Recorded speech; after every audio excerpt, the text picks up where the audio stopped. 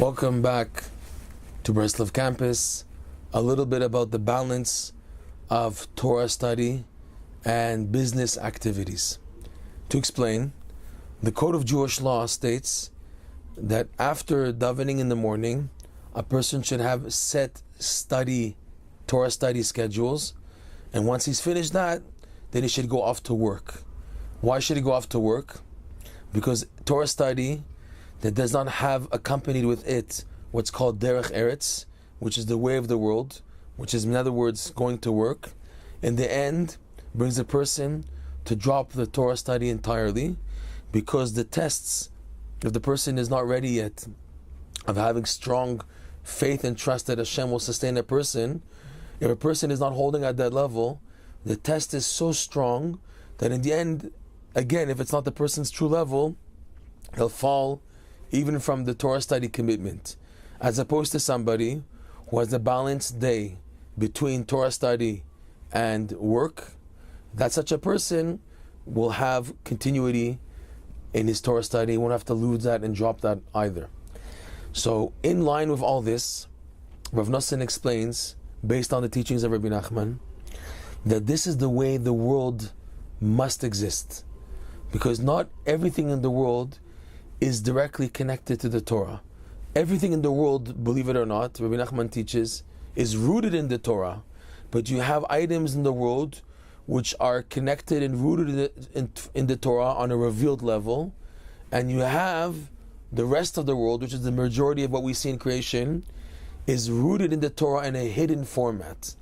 These two formats of revealed and hidden also have to be reflected in the daily life of the Jew, and more specifically of the tzaddikim, who are reflecting the nourishment being given to the entire world.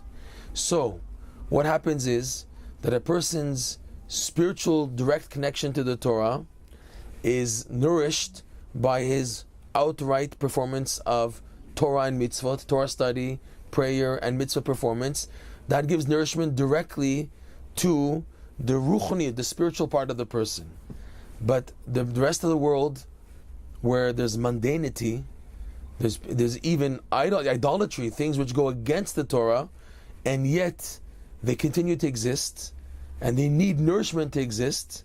It comes from the Torah, but indirectly in a hidden format. For that to be activated, there must be that there are also Jewish people who take away from their Torah study time in order to be involved in business activity.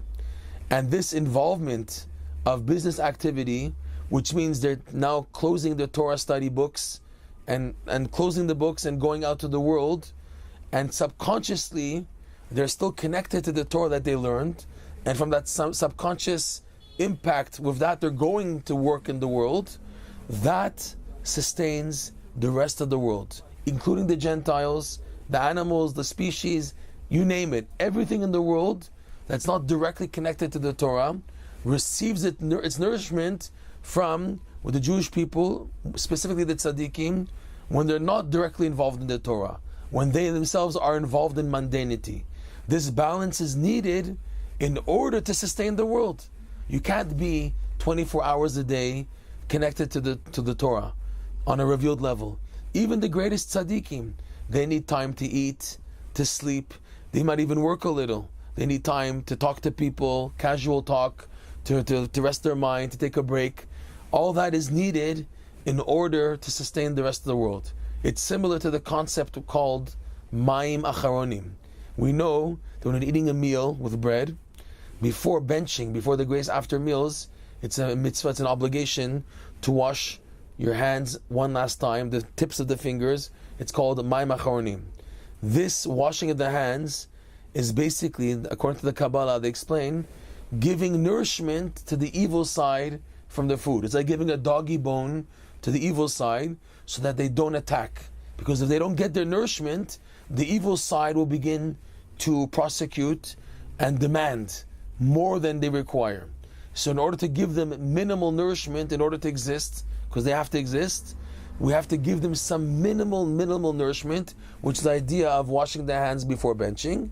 And also in our context, it's when a Jew is involved in mundanity. This is what gives nourishment and sustainment to the world at large, which is mundane, and yet to continue to exist, getting their nourishment from the Torah in a hidden format. So a person shouldn't be so upside down and upset, oh, I can't learn all day, I want to learn all day, I want to learn Torah and be involved in holiness all day, but I have to go to work, and I have to do a job that I don't like to do, and I have to face all types of crazy people and weird people at work, and have to be exposed to all types of temptations and desires. All this, unfortunately or fortunately, is needed in order to sustain the world. The thing is, the more you advance, the less actual work you'll have to do, and the more you can be involved in Torah study. This is the greatness of the tzaddikim, the outstanding tzaddikim, that they reach the level that they're totally involved in learning Torah. Their work is done for them by others. Others take care of them. They're sustained and supported. But even these great tzaddikim, they also need to take out time to speak to people, to do mundane activities. But it's not an extreme level, and it's not for so long, like someone who has to go to the actual business world and to face this mundanity world to sustain. Here by the tzaddikim, little is needed, and that's enough to sustain the rest of the world. So at the end of the day, a person should recognize and realize that even their mundane activity, especially work, is part of the picture. You're doing a lot in sustaining the world by your work. Even though it's mundane, you'd rather be in a Beit Midrash, in a Torah study hall, learning Torah, but Hashem put you here in order to give nourishment to the rest of the world.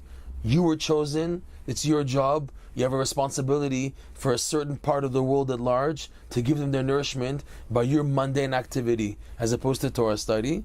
So be happy with your portion and your lot, and the more you accept and do things with joy, the more Hashem eventually brings you until you can take entirely the yoke of what's called Derech Eretz, of the way of the land, off your shoulders, and you can reach a total dedication and commitment and devotion to Torah study and prayer.